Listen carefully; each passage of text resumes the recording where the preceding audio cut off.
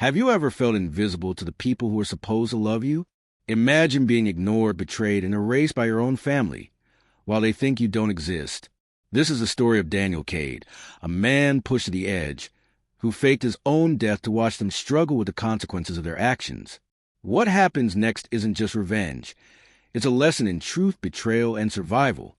Stay with me, because the truth they never wanted you to know will shock you. I was pronounced dead at 3:17 a.m. on a rainy Thursday, and not a single member of my family was by my side. The doctor said my name twice, gently, like it mattered. It didn't, because the room was empty. No mother clutching her chest. No father arguing with fate. No siblings crying or pretending to. Just the hum of machines and the quiet confirmation that my absence would not interrupt anyone's life. That was the moment I understood something I had avoided my entire life. I had already been dead to them long before my heart stopped beating. My name is Daniel Kade, and this is the story of how my family buried me without a body, and how I came back to bury the lies they built their lives on. I grew up in a house that looked warm from the outside. 2-story brick home. White fence. Sunday dinners. Smiles for neighbors. Inside, love was a currency, and I never had enough to spend. My parents loved success, not children. My older brother, Marcus, was proof of their pride. Straight A's. Football captain.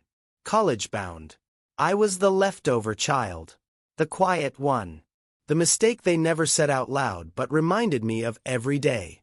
If Marcus failed a test, it was the school's fault.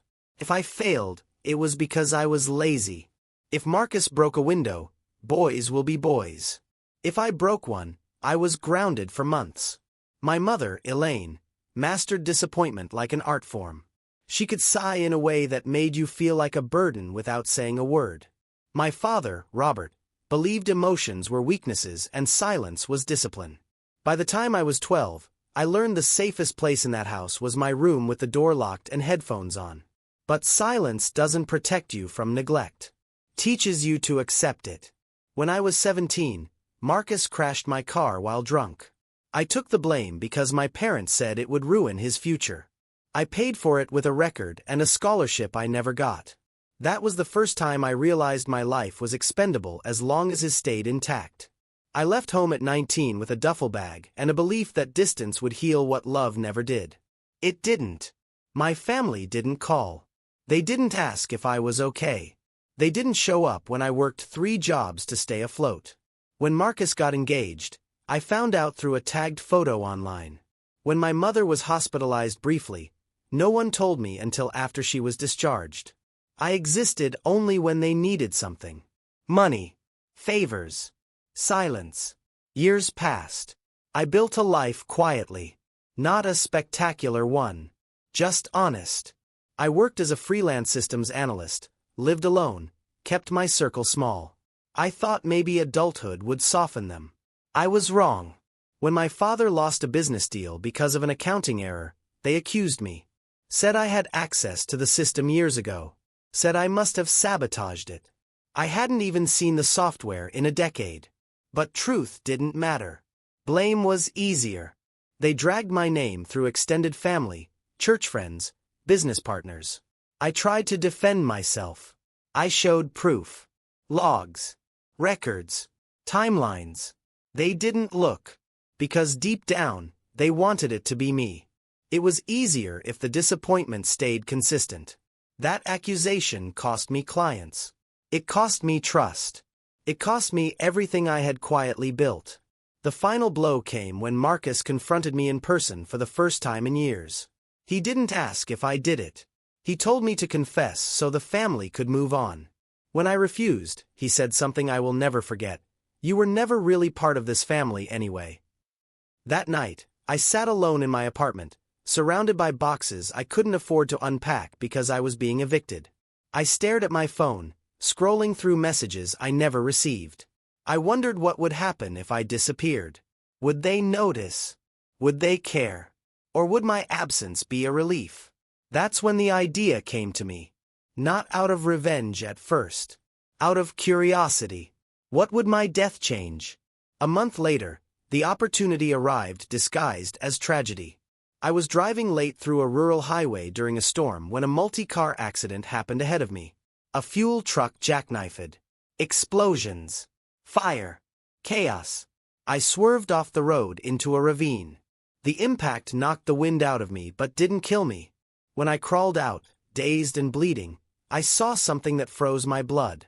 A car identical to mine had been crushed beyond recognition, burning at the bottom of the slope. The driver was unrecognizable. Papers scattered everywhere. Among them, a wallet that looked exactly like mine. In that moment, instinct told me to run. But something darker, quieter, more deliberate told me to stay hidden. I watched emergency crews pull out a body they assumed was me. I heard my name spoken into radios. I felt fear, yes, but also a strange sense of peace. The universe had handed me an escape. I didn't plan it. I didn't orchestrate it. But I didn't stop it either. At the hospital, while chaos consumed the crash victims, I slipped away under the cover of confusion. I knew just enough about systems to understand what could be erased, delayed, or misfiled. I checked into a free clinic under a different name. Treated my injuries quietly. When the news broke the next day, my face was on the screen. Local man dies in highway tragedy. I watched it from a motel room with the curtains closed. They said I was 32. They said I was survived by my loving family. I laughed. Not because it was funny. Because it was absurd. I expected grief to hit me. Instead, relief did. For the first time in my life, I didn't owe them anything. I didn't have to explain myself. I didn't have to prove my worth. I was finally free. Or so I thought. 3 days later, I watched my own funeral online through a shaky livestream. My parents sat in the front row. My mother cried loudly, dramatically. My father held her hand like a prop. Marcus stood tall, giving a eulogy filled with words he never spoke to me while I was alive. He called me misunderstood. He called me family. People nodded. People cried. People lied. And that's when something inside me changed. They were using my death the same way they used my life. For sympathy. For image. For absolution. They were rewriting history with me buried under it. That was the moment my curiosity turned into resolve. If they could pretend to love me in death, then they could learn what it meant to lose me for real. I didn't want blood. I didn't want violence. I wanted truth. Exposure. Consequences. I wanted them to live with the weight of who they really were when no one was watching. I stayed dead. Legally. Socially. Financially. I erased what little remained of Daniel Kade. I became someone else. I watched. I waited. And I planned. Because the dead have patience. Being dead taught me how loud the world becomes when you finally stop speaking.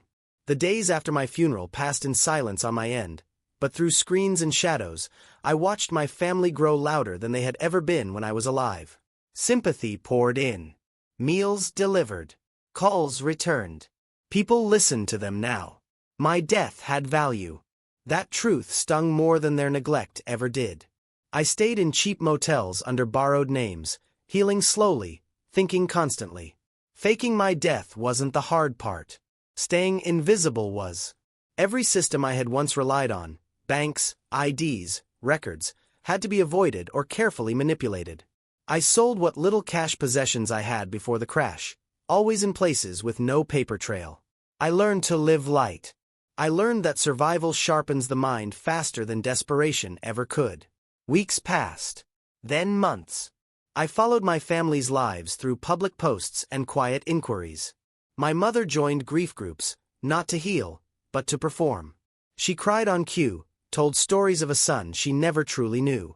My father gave interviews at church about loss, about faith, about forgiveness. Marcus changed the most. My death became his shield. Any criticism was met with, "I lost my brother." Any failure softened by tragedy. He married 6 months later. At the wedding, they left a seat empty for me. A gesture. A lie. That's when I realized something important. My absence made them untouchable. And that couldn't stand.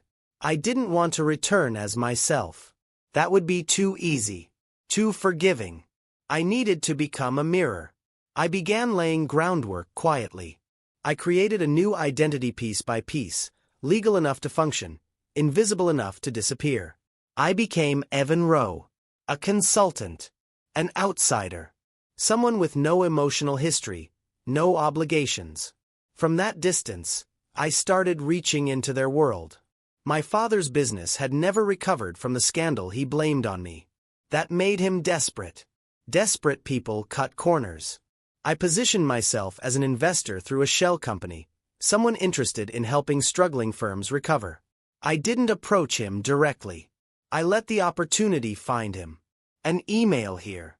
A referral there. By the time we met in person, he was eager. He didn't recognize me. Grief had blurred his memory, or maybe I had never mattered enough to remember clearly. He shook my hand, thanked me for my interest, talked about integrity. I listened. I watched him falsify projections, inflate numbers, hide liabilities. I documented everything. Slowly, carefully. I made him trust me. My mother was easier. She lived on attention. I joined one of her grief forums under another alias, posing as a widower. We bonded over loss. Or rather, she bonded with the version of me that listened. She told me things she had never told anyone else. How she always felt burdened by motherhood. How some children were just harder to love. She never said my name. She didn't have to. I recorded every word. Marcus required patience. He was smart, cautious, but arrogant. I infiltrated his industry under Evan Rowe, consulting with a firm that worked adjacent to his. We crossed paths at conferences, shared drinks, complained about work. He talked about family once, about his brother who died. He said my death taught him how fragile life was. He said it made him stronger. I nodded. I smiled. And I waited. The truth about Marcus revealed itself slowly. Infidelity. Financial manipulation. A habit of letting others take the fall for his mistakes. I gathered proof. Not to destroy them immediately, but to understand them fully. Revenge without understanding is just anger. I wanted clarity. Over time, I built leverage. Documents. Recordings. Emails. Testimonies. Enough to ruin reputations, not just hurt feelings. But still, I didn't act. Because something unexpected happened. I started to feel hollow. Watching them unravel in slow motion didn't bring satisfaction. It brought distance. I had become a ghost haunting my own past. I asked myself what I really wanted. Apologies? Tears? Regret? Or acknowledgement? The answer scared me. I wanted them to know who I was. Not the version they invented. The real one. The son. The brother. The human being they discarded. And I wanted them to feel what I had felt. Invisible. Disposable. Alone. The plan changed then. Instead of exposure, I orchestrated dependence. My father's company stabilized under my guidance. My mother leaned on her online confidant more than anyone in her real life. Marcus trusted me with business strategies that slowly boxed him into ethical corners. I became essential. And then, when the time was right, I began to withdraw. Subtly at first. Missed calls. Delayed emails. Small failures they couldn't explain. Panic crept in. My father called more frequently. My mother grew anxious. Marcus grew angry. They felt abandonment without understanding why. I watched them fracture under pressure. That was when I decided the truth would finally surface. Not as a confession. As a reckoning. The moment you decide to reveal a truth, you have to accept that it will hurt everyone involved, including yourself. I had spent nearly 2 years living as Evan Rowe, and in that time, Daniel Kade had become a memory even to me. I spoke differently. I walked differently. I learned how to look people in the eye without asking for permission to exist. But underneath the calm exterior, something old and wounded still breathed. That part of me needed closure, not vengeance. Closure doesn't come from silence. It comes from confrontation. I began with my father. I arranged a meeting under the pretense of finalizing a major acquisition. His company was on the brink of something big, something that would restore his image, something he believed he deserved after losing a son. He arrived early, nervous but hopeful. When he started talking numbers, I interrupted him. I slid a folder across the table. Inside were documents he had buried for years. Falsified records. Fraud. Emails he had sent late at night when he thought no one was watching. His face drained of color. He stammered, asked where I got them. I told him the truth without telling him everything. I said, "You trusted the wrong person." That sentence broke him more than any accusation ever could. For the first time, he wasn't in control. I didn't threaten him. I didn't raise my voice. I simply stood up and walked away, leaving him alone with his fear. My mother came next. I chose her carefully. Emotional truth requires space. I invited her to meet her online confidant in person, saying I was passing through town and wanted to pay respects to the woman who helped me survive grief. She arrived dressed in black, eyes tired, voice soft. When she spoke, it was about my death. How it changed her. How it haunted her. How she wished she had been a better mother. I listened. Then I asked her a simple question. If your son were sitting here right now, what would you say to him? She froze. Tears welled up. She said she would say she tried her best. That she did what she knew how to do. I told her that sometimes what we know isn't enough.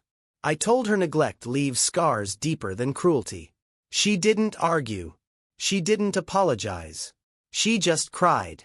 And for the first time, I saw her not as a villain, but as a flawed human being who had failed and didn't know how to face it. Marcus was the hardest. He was also the one who deserved the truth most. I invited him to a private dinner under the guise of a partnership discussion.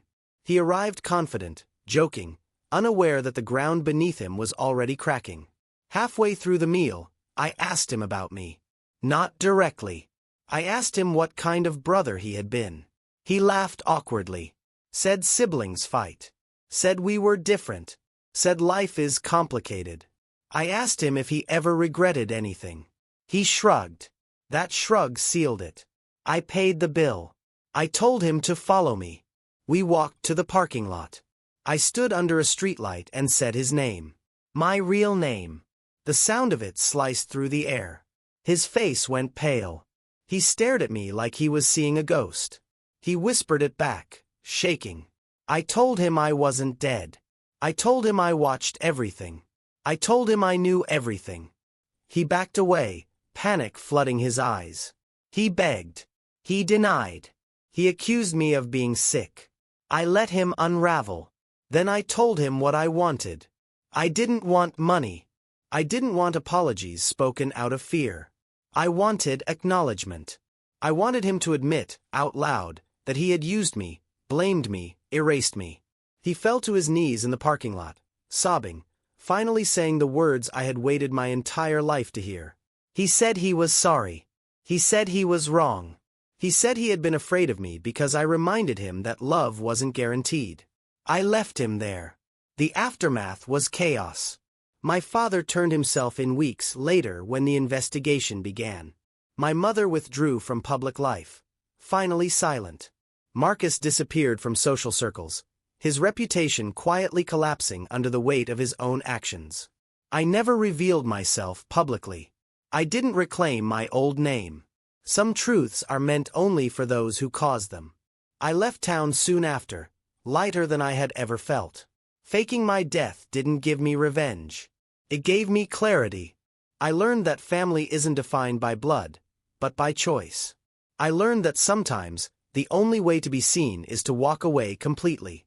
And I learned that resurrection isn't about coming back to life. It's about choosing who you become after the world thinks you're gone. Leaving town didn't feel like running.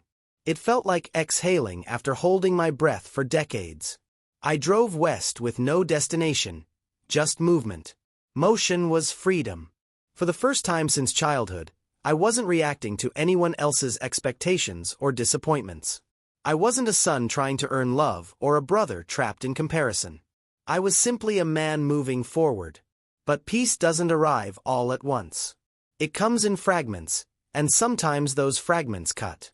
Nights were the hardest. Silence still carried echoes. I would wake up expecting guilt to crush me, expecting regret to claw its way back in. It didn't. What came instead was grief, not for the family I lost, but for the person I might have been if I had been loved properly from the beginning. That grief needed somewhere to go. So I gave it purpose. I settled in a coastal city where no one knew my face or my past. I took work quietly, consulting under my assumed name, helping companies untangle systems and rebuild integrity from the inside out. There was irony in that. I spent my days fixing what others had broken, knowing how easily damage hides behind polished surfaces.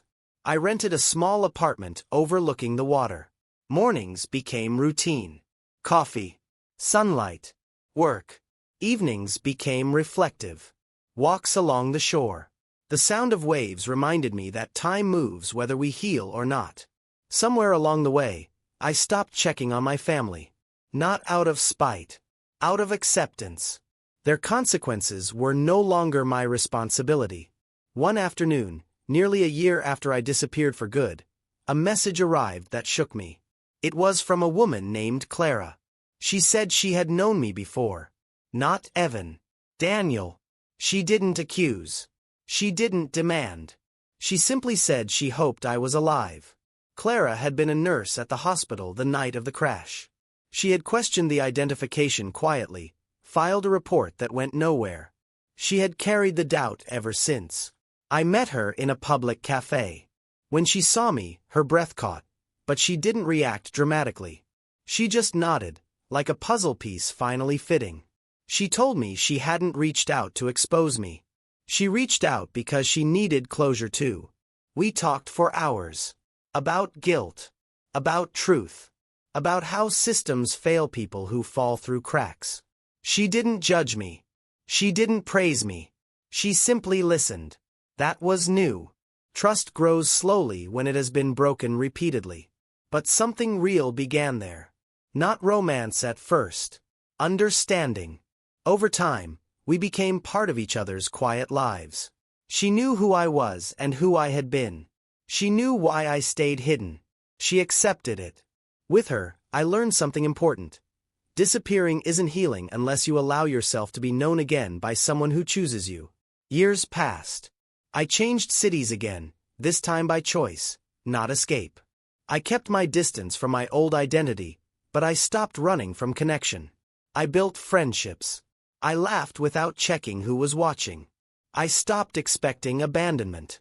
One evening, while scrolling through news on a whim, I saw my father's name mentioned briefly. Sentenced. Quietly. No spectacle. No speeches.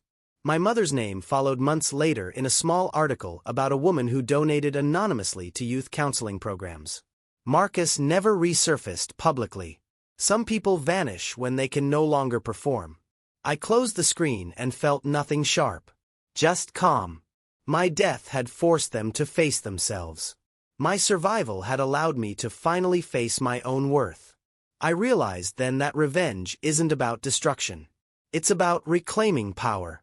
And power, once reclaimed, doesn't need to be used loudly. I never returned to my old name. But sometimes, standing on the shore at dusk, I whisper it to myself. Not in pain. In remembrance. Because that person survived something extraordinary. He just needed to die first so I could live. Legacy is a strange thing. People think it's what you leave behind when you die, but I learned it's actually what you stop carrying while you're still alive. I had spent years shedding weight that was never mine to begin with. Expectations, blame, inherited silence. What remained was lighter, but unfamiliar. Freedom always is. Clara and I eventually stopped pretending we were temporary fixtures in each other's lives. There was no dramatic confession, no cinematic moment. Just a quiet realization one night while washing dishes together that neither of us was leaving. Love, I discovered, doesn't announce itself loudly when you've known neglect. It arrives softly, waits to see if it's safe. We built something ordinary and honest. Shared routines. Shared fears. Shared truth. She never asked me to reclaim my old life. I never asked her to forget who I had been. We let the past exist without letting it rule us.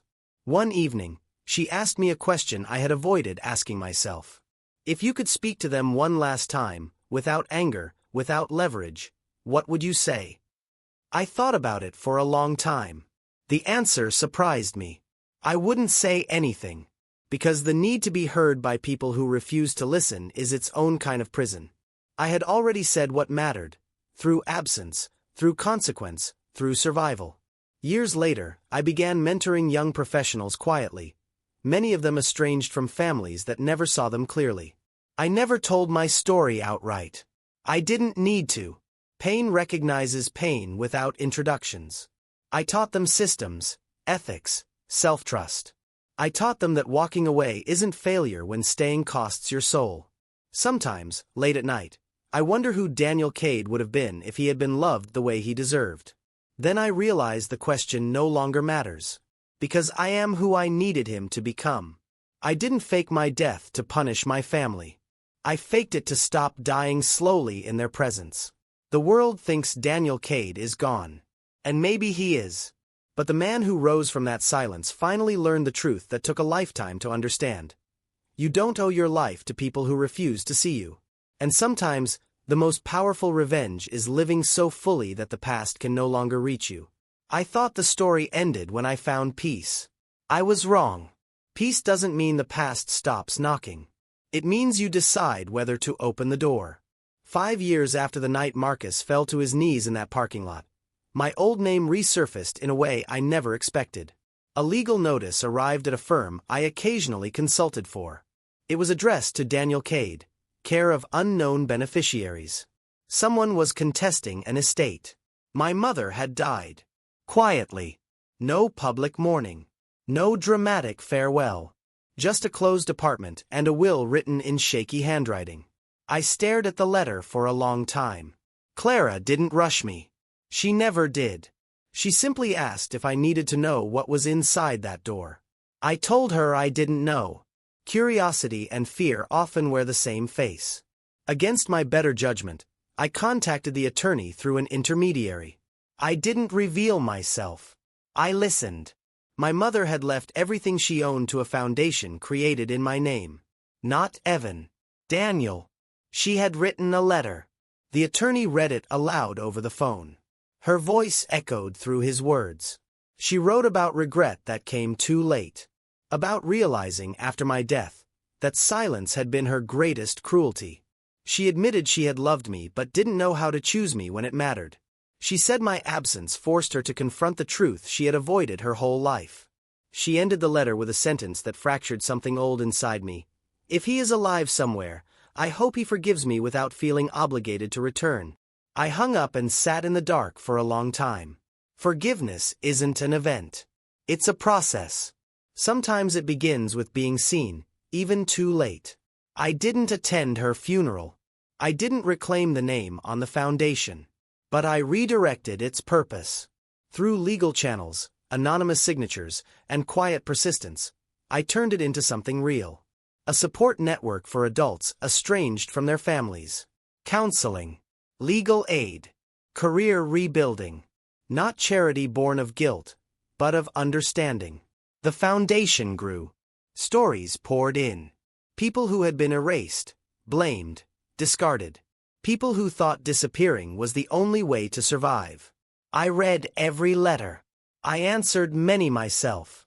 Not as Daniel. Not as Evan. Just as someone who understood. One night, while reviewing applications, I came across a familiar last name. Marcus. My breath caught. His daughter. She was applying for educational assistance. Her essay spoke about growing up in a house full of anger and silence. About a father who was physically present but emotionally hollow. About wanting to break a cycle she didn't choose. I closed my eyes. The past had come full circle. I approved her application personally. Not out of revenge. Not out of pity. But out of resolve. Cycles end when someone decides they will. Clara asked me later if that was forgiveness. I told her it was something better. It was freedom without bitterness. I never told Marcus I was alive. I never needed to. My existence no longer required his acknowledgement. Years later, standing at the opening of a new community center funded by the foundation, I watched people laugh, cry, rebuild. I realized then that my fake death had given life to something far greater than revenge. It gave me authorship over my story. I didn't come back to haunt my family. I came back to rewrite the ending they never thought I deserved. The world still believes Daniel Kade died on that rainy highway. Let them. Because the truth is this: I didn't fake my death to escape life. I faked it to finally live one that was my own. Time changes the shape of memory. What once felt sharp becomes distant, but distance doesn't mean disappearance. It means perspective. The foundation grew beyond anything I had imagined. What began as quiet redirection of guilt money became a living archive of stories no one had ever wanted to hear before. Adults who had been disowned for failing expectations. Sons blamed for fathers' mistakes. Daughters erased because they didn't fit the image. I read their words late at night, recognizing fragments of myself in strangers. Each story reminded me why I stayed hidden, not out of fear, but out of intention. Visibility is power, and I had learned how dangerous it can be in the wrong hands. The irony wasn't lost on me. I was building something public while remaining invisible within it. Some nights, Clara asked if that was sustainable. I told her I didn't know. Identity, once fractured, doesn't reassemble cleanly. It evolves. One afternoon, a journalist reached out to the foundation requesting an interview with its mysterious founder. The request sat unanswered for weeks. Exposure had consequences. Questions invite answers, and answers demand names. I declined politely through counsel. But the attempt unsettled me. The world has a way of circling truths it isn't ready to understand. Around the same time, Marcus resurfaced, not publicly, but privately. He sent a letter addressed to Daniel Kade, care of the foundation. No accusations. No demands. Just words written by a man who had finally run out of lies. He wrote about failure, about isolation, about realizing too late that power built on comparison collapses when there's no one left to compete with. He said he didn't know if I was alive. He said he didn't deserve to know. He only wanted me to understand that my absence had become the loudest lesson of his life. I didn't respond. Not because I hadn't forgiven him, but because forgiveness doesn't require dialogue. Sometimes silence is the most honest reply. Clara read the letter later. She held my hand and said nothing. She understood that healing doesn't always look like reconciliation. It often looks like boundaries that finally hold. As years passed, the foundation expanded internationally. Quiet partnerships. Anonymous donors. Systems built to protect the people it served rather than exploit them. I ensured every safeguard I had once lacked was embedded into its structure. No single point of failure. No centralized ego. No family legacy tied to blood. Only purpose. Only continuity. One evening, standing alone in the empty center after an event, I caught my reflection in the glass. Older. Calmer. Scarred, but standing. I realized then that the man staring back at me no longer felt like a ghost. He felt real. Alive in a way Daniel Kade never had permission to be. I whispered my old name again, not in grief, not in anger, but in gratitude. Because he endured what I no longer had to. There comes a point in every long silence where you realize you are no longer waiting for an answer. You are living beyond the question. That realization came to me on an ordinary morning. No letters. No memories triggered by anniversaries. Just sunlight spilling across the floor and the quiet rhythm of a life that no longer needed to explain itself. 4 years, my existence had been defined by contrast. Who I was versus who they said I was, who I became versus who they erased. Now, the contrast softened. The edges blurred. I wasn't reacting anymore. I was choosing. Clara noticed before I did. She said I had stopped flinching at the sound of my past. Trauma announces itself in the body long after the mind thinks it's done. One day, it simply stops knocking. Around that time, the foundation faced its first real crisis. A regional director misused funds. Nothing dramatic, nothing criminal enough to make headlines, but enough to test everything I believed in. Old instincts surfaced. Control, surveillance, withdrawal. I recognized them immediately. They were survival habits, not leadership. So instead of disappearing, I confronted the issue openly through systems I had built with transparency at their core. Accountability without cruelty. Correction without erasure. The director admitted fault, stepped down, and the structure held. That was the moment I knew I had broken the cycle fully. Power no longer meant punishment. It meant stewardship. Later that year, I was invited, anonymously, to speak at a closed retreat for individuals navigating estrangement. No press. No recordings. Just people sitting in a circle with stories that never made it into family albums. I didn't give them my name. I didn't give them my history in detail.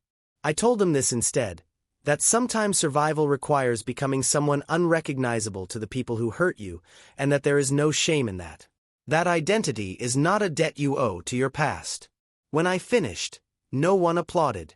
They just sat quietly, absorbing words they had never been given permission to hear. Afterward, a young man approached me. He said he had been planning to disappear without telling anyone. He asked if that was brave or cowardly. I told him the truth. Disappearing can save you, but returning, to yourself, is where the real courage lives.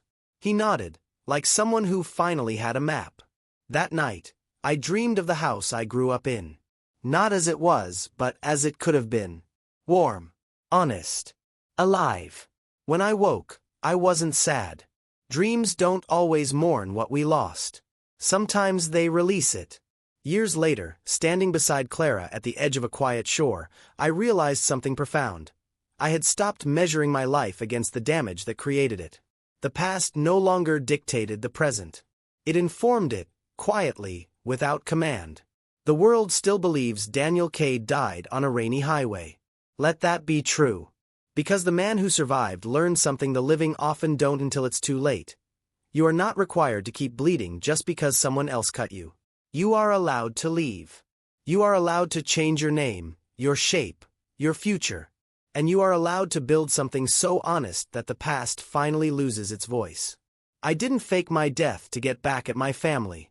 I faked it because staying would have killed me. And in choosing to disappear, I finally appeared, to myself. The older I got, the more I understood that endings are rarely clean. They don't arrive with music or certainty. They arrive quietly, disguised as ordinary days where nothing hurts the way it used to. That was how I knew I was nearing the true end of this chapter. Not because everything was perfect, but because nothing from the past had the power to destabilize me anymore. The foundation no longer needed my constant oversight. Leaders emerged who understood its mission without ever knowing its origin story. That anonymity felt right. Some things are stronger when they aren't attached to a single face. I shifted into the background completely, advising only when asked, trusting what I had built to stand without me. That trust was something my parents never learned how to give. And I felt the difference in my bones. One afternoon, Clara and I visited a small inland town for a retreat. As we checked into a modest inn, the clerk glanced at me twice. My heart skipped, not from fear, but from old reflex. Then he smiled politely and looked away. I wasn't recognized. I wasn't searched for. I wasn't needed. And that was okay.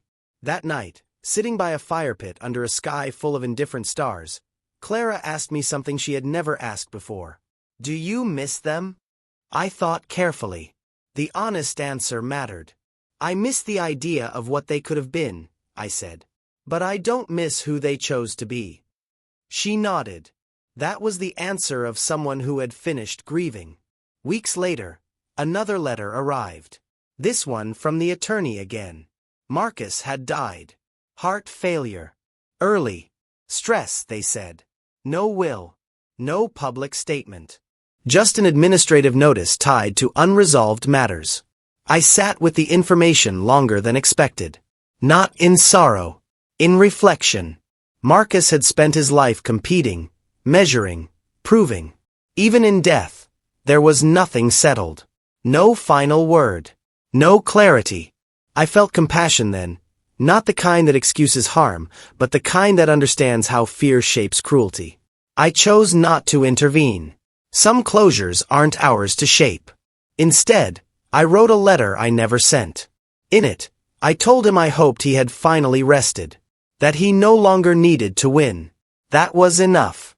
In the months that followed, I focused inward. Therapy. Long conversations. Stillness. Healing doesn't end when pain stops screaming. It ends when you stop organizing your life around avoiding it. One morning, as I sorted through old digital files, I found a scanned document from years ago. My original birth certificate. I stared at the name for a long time. Daniel Kade. It didn't feel foreign. It felt complete. Like a chapter that had been read fully and closed properly. I didn't burn it. I didn't delete it. I archived it. Respectfully. Because survival doesn't require erasure. It requires acknowledgement. Years had passed since the world thought I was dead. The man they mourned, the son they neglected, the brother they erased. He existed only in memory. And yet, here I was, walking through life fully alive, carrying scars as evidence not of weakness, but of survival. Clara and I had built a life untainted by expectation. Quiet mornings. Shared meals. Conversations that weren't measured by guilt or duty. Freedom, I realized, wasn't loud. It was consistent. It was the ability to live without checking if the people who hurt you approved. Occasionally, I received letters addressed to Daniel Kade. Most were news clippings, obituaries, or formal notifications. I didn't respond.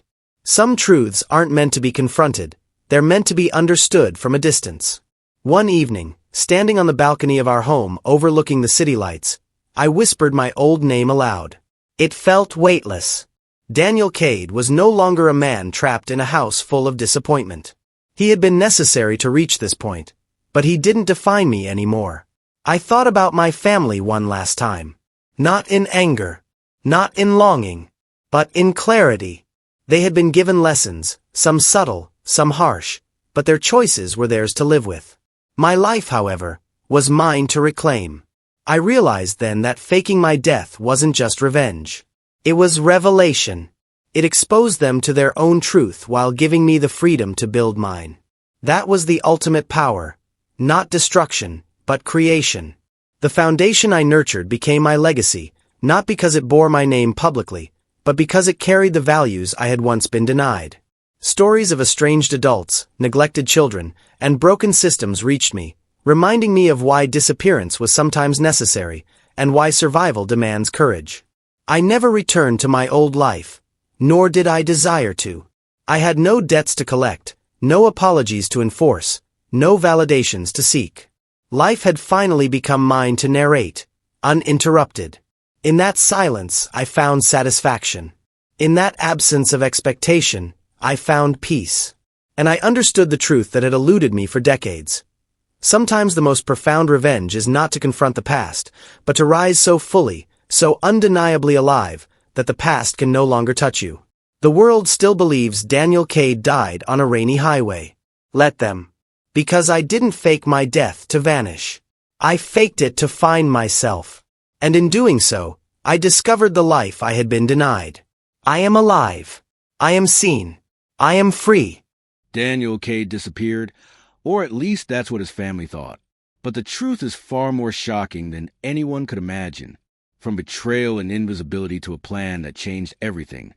This story proves that survival, courage, and cleverness can outlast anyone's expectations. If this story shocked you, hit that like button.